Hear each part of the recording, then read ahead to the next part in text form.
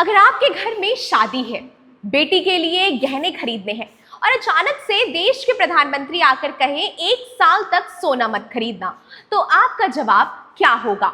और जब वही बात 24 घंटे में दूसरी बार कही जाए तो सवाल ये नहीं रहता कि मोदी जी ने क्या कहा। सवाल ये बनता है, आखिर ऐसी नौबत क्यों आन पड़ी?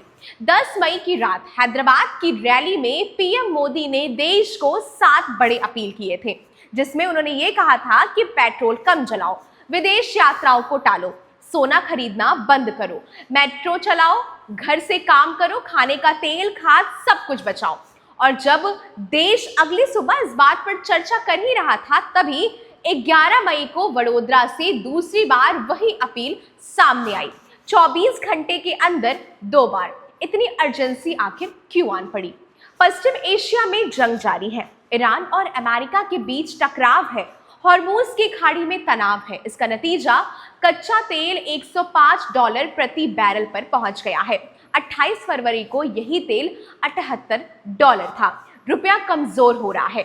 विदेशी मुद्रा भंडार फरवरी में $728 अरब के पीक से गिरकर अब $690 अरब के आसपास आ गया है। और ऊपर से FY26 में भारत ने $72 अरब का सोना इंपोर्ट किया, पिछले साल से 24% ज्यादा। यानी देश का पैसा बाहर जा रहा है और मोदी जी की अपील असल में उसी रिसाव को रोकने की कोशिश है।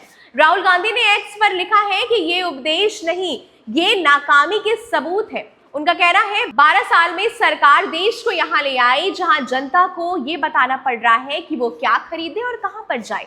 अखिलेश यादव ने तंज कसा कि चुनाव खत्म होते ही संकट याद आ गया। मल्लिकार्जुन खड़गे ने कहा, जब 28 फरवरी को वेस्ट एशिया में जंग शुरू हुई, कांग्रेस तभी से चेतावनी दे रही थी, सरकार ने सुना ही नहीं। जयराम रमेश की बात सबसे जरूरी रही। उन्होंने कहा कि ये अपील असल में एक संकेत है, पेट्रोल के दाम बढ़ने वाले हैं, अभी जनता को तैयार किया जा रहा है। बीजेपी की तरफ से अमित मालवीय ने कहा, देश की आर्थिक मजबूती सिर्फ सरकार की जिम्मेदारी नहीं है, ये जनता की शेयर्ड रिस्पॉन्सिबिलिटी है।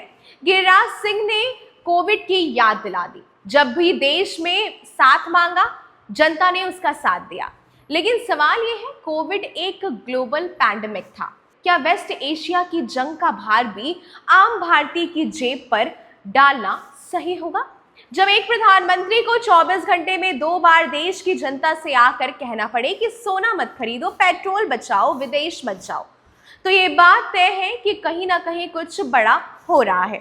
सवाल सिर्फ सोने का नहीं है, सवाल ये है, क्या सरकार ने इस संकट की तैयारी पहले से की थी या अब जनता को तैयार किया जा रहा है आने वाले किसी बड़े झटके के लिए? बहरहाल खबर पर प्रतिक्रिया जरूर साझा करिएगा। तब तक के लिए बने रहे जनपद के साथ। धन्यवाद।